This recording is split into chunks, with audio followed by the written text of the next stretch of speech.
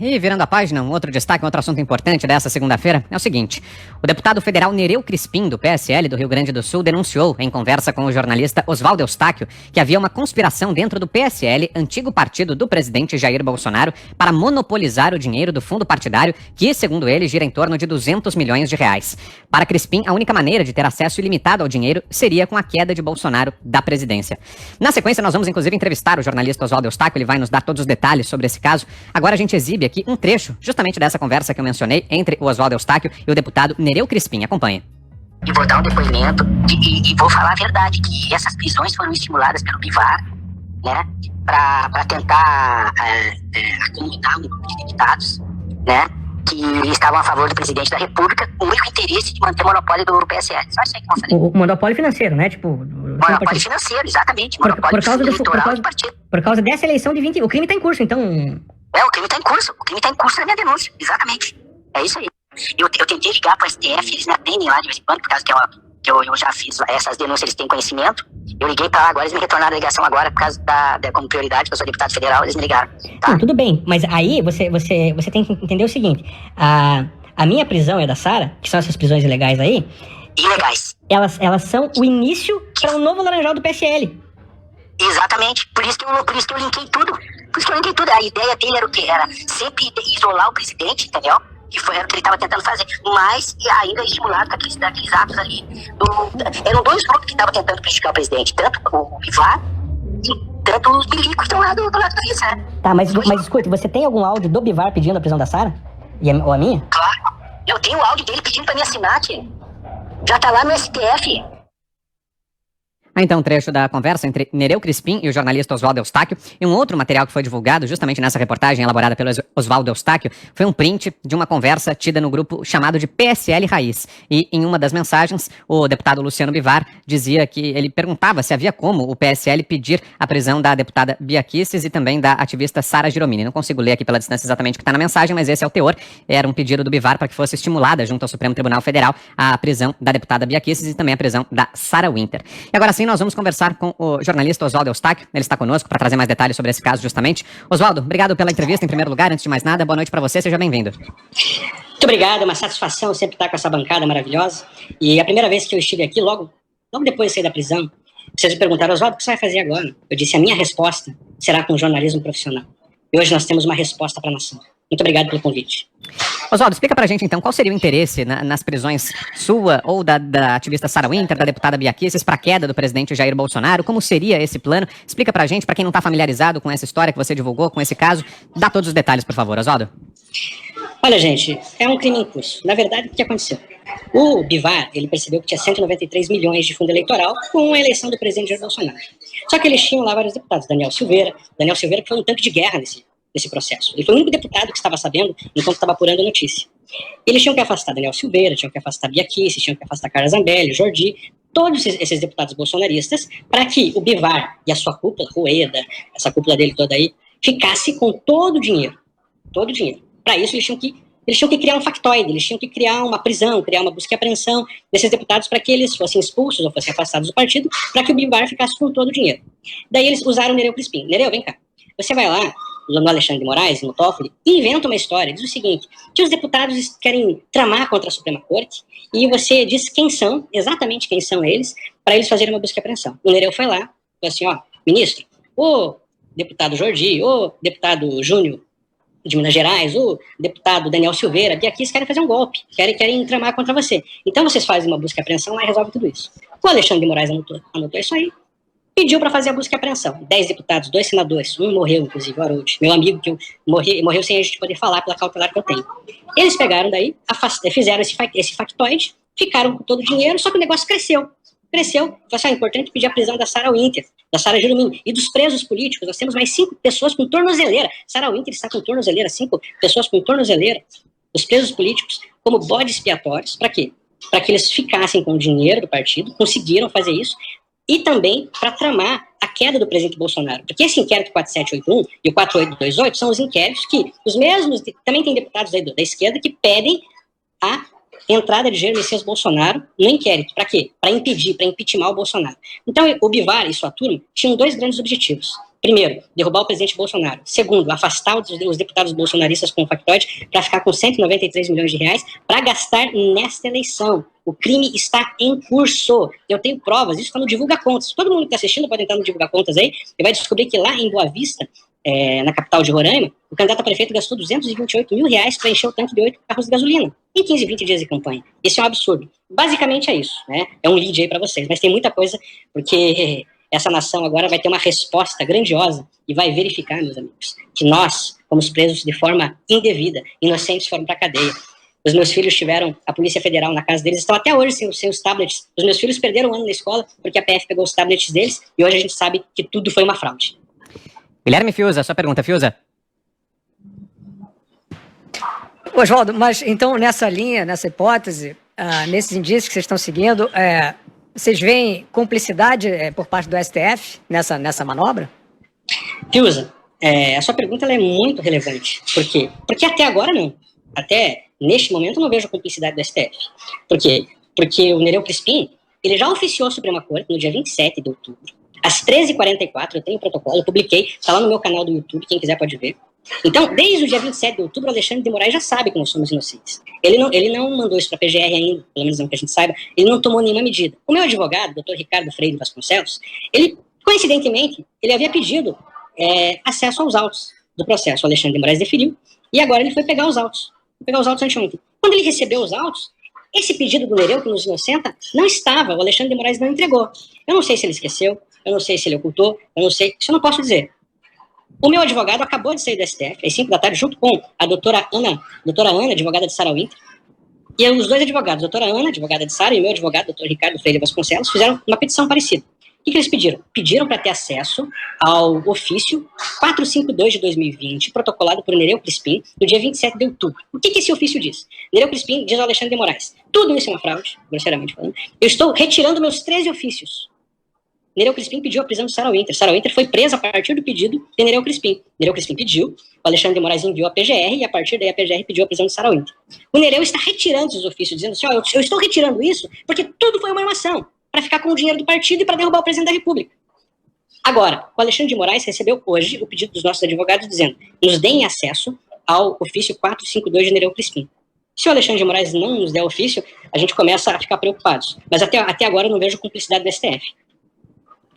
Ana Paula Henkel, sua pergunta, Ana. Oswaldo, a partir disso que o Nereu disse, o que podemos esperar do STF, ou o que o STF deveria fazer, mas o que podemos esperar do STF? Boa noite, Ana. Olha, é uma questão óbvia. Se aquele que nos denunciou disse: olha, eu denunciei, mas eu fui usado pelo Bivar, pela cúpula do PSL, para denunciar algo que é uma mentira, algo que é uma fraude, algo que não existe, com o objetivo de dar um golpe no presidente da República e com o objetivo de ficar com o dinheiro. Diante disso, diante dessa crise de verdade que eu tenho, eu estou retirando todos os ofícios. Por uma questão óbvia, em qualquer país do mundo, em qualquer lugar do planeta, esse processo se tornaria nulo e a PGR arquivaria esse processo.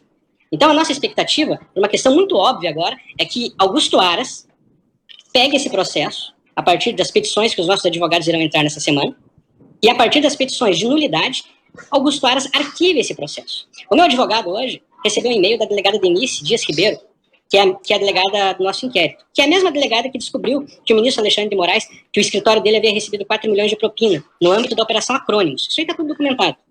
A delegada enviou um ofício para o meu advogado e disse assim: olha, doutor, essa fraude aí é do 4781, o 4828 não tem nada a ver com isso. Tem tudo a ver, porque os mesmos ofícios, são 3 ofícios, o Nereu fez no 4781, das fake news, e no 4828, que é o inquérito dos tais atos antidemocráticos. Então, a nossa expectativa, por uma questão óbvia, por uma questão de humanidade, é que esse processo seja nulo. Por que eles têm que ser nulo? Porque tem ainda 5 pessoas que estão presas, estão com tornozeleira, de forma ilegal, imoral e inconstitucional. Eu também estou preso, prisão domiciliar, só não estou com tornozeleira.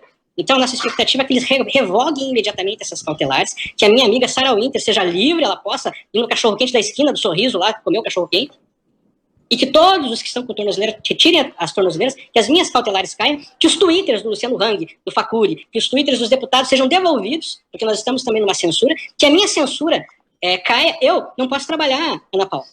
A minha esposa foi demitida também, ela saiu, ela teve que deixar o governo por causa desses inquéritos aí, dizendo que ela estava envolvida porque era minha esposa. Agora que está provado que tudo isso é uma farsa, a gente tem a expectativa que haja uma restituição de tudo aquilo que foi tirado da gente indevidamente, porque fomos usados como bode expiatório para que o presidente de um partido se locupletasse de 193 milhões de um crime que está em curso. E quando eu digo crime está em curso, eu disse para vocês, Brasil, que a minha resposta seria com jornalismo profissional. E a minha reportagem, que ela está no YouTube, porque eu não tenho nem canal para dar, a minha assessoria de imprensa que publicou, ela revela talvez o maior escândalo da Suprema Corte da história do Brasil. Bom, e para fecharmos, Oswaldo, uma última pergunta. Agora, José Maria Trindade. Diga, Zé. Olha, Vitor, Oswaldo, eu acompanho, você sabe, eu acompanho esse processo todo aqui muito de perto. E eu dividiria tudo isso aí que você falou em 3 fases. A primeira é a disputa pelo dinheiro. Eu fui o primeiro a falar dessa disputa. Dizia que, gente, isso é uma briga pela chave do cofre. Esse partido que elegeu o presidente Jair Bolsonaro tinha um acordo ali e o Bivar queria o partido de volta logo depois da eleição. E o presidente Jair Bolsonaro queria poderes totais sobre o partido político e o Bivar não quis ceder. Nós sabemos aqui, eu falei várias vezes, partido político é como se fosse uma lojinha, um lugar de faturar, um cartóriozinho. E o Bivar, evidentemente, não entregou o partido. E aí estava a luta pelo dinheiro e pela chave do cofre. E é muito dinheiro. Não é só isso. Não é só fundo eleitoral, não é só 200 milhões, mas tem a capacidade de alavancar recursos e de pressionar o governo e de vender benesses no governo Jair Bolsonaro. Era isso que o Bivar queria, não conseguiu. A segunda é que, logo depois da briga, houve uma fragilidade política do presidente Jair Bolsonaro. E alguns integrantes, você tem razão, Oswaldo, do PSL, embarcaram nessa canoa, chegaram a ensaiar ali, apoiar o impeachment do presidente Jair Bolsonaro. Eu acompanhei e digo, isso só não aconteceu porque não houve condições políticas para isso. E, insisto, Hamilton Mourão foi muito importante nesse processo, porque se ele tivesse embarcado, como procuraram alguns, a situação poderia aumentar a fervura, mas eu não acredito na possibilidade de impeachment.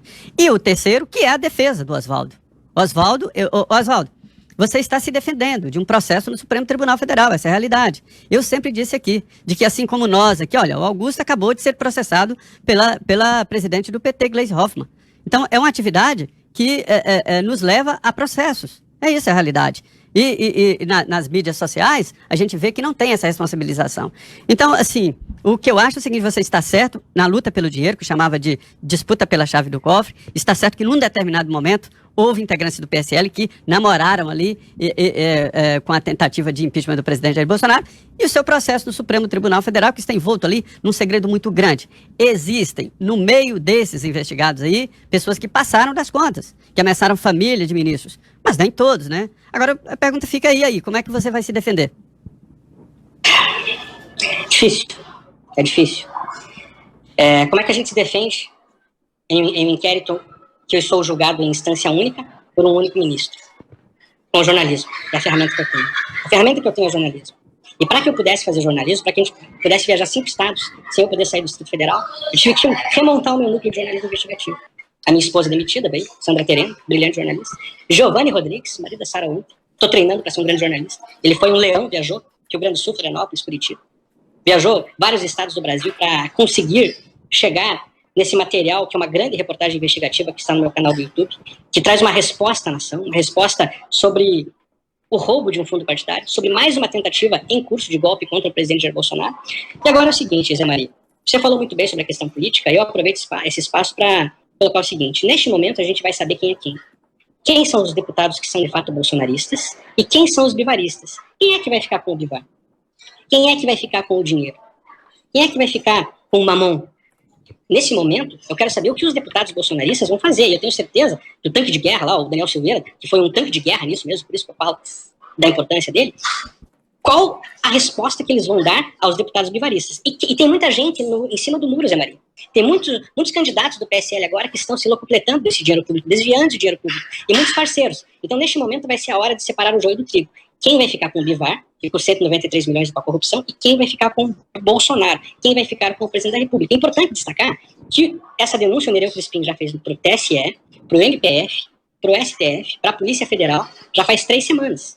E eu concluo perguntando para esses órgãos. Vocês foram muito céleres para me prender. Agora nós temos um crime em curso de 193 milhões e o crime vai acabar no dia 15 de novembro, nas eleições. Eles estão gastando 228 mil reais em imposto de gasolina em uma cidade pequena, estão gastando 500 mil reais com advogado. Em Fortaleza, o candidato a prefeito, 3 milhões de reais, quase o dobro do que Jair Messias Bolsonaro gastou na campanha inteira de presidente da República. Eu quero saber, vocês vão... eu vou dar uma dica para a Polícia Federal, para o MPF. vocês podem fazer uma busca e apreensão dessa galera e vocês vão descobrir coisas terríveis. E eu concluo dizendo o seguinte, que se pegarem todo o material que o Nereu Crispim tem, que eu vi, eu estive com o Nereu chorou aqui nos meus ombros, o Nereu estava com o braço formigando para ter um derrame, e eu fiz uma oração por ele, eu não tenho vergonha da minha fé, e ele ficou bom, e ele está bem. Quando ele contou, eu não estou aqui para defender o Nereu, ele errou, está tentando se redimir, mas tudo isso que ele fez já foi denunciado ao TSE, ao MPF, à PF, ao STF. Eu quero saber se vai haver a mesma celeridade, porque o crime está em curso e até o dia 15 de novembro vão roubar 193 milhões de reais. Atenção PF, atenção MPF, atenção PGR, vocês têm que fazer algo até o dia 15 de novembro, senão eles vão roubar milhões de reais desse povo brasileiro que está me assistindo, que não tem o que comer, e muitos estão perdendo seus entes queridos. Então, eu agradeço demais aí a oportunidade na Jovem Pan, que tem se destacado como uma grande mídia, uma mídia que fala a verdade, por nos dar a oportunidade de dar a resposta para essa nação. Essa matéria está completa no meu canal do YouTube e no meu Twitter, quem quiser pode acompanhar. Só quero destacar aqui que nada disso seria possível sem minha amiga Sarah Winter. O Nereu Crispim, o deputado, ligou para Sarah Winter, ele contou tudo isso para ela em primeiro lugar. E a Sarah, ela contou para mim e eu comecei a fazer essa grande reportagem em parceria com o Giovanni Rodrigues, o marido dela.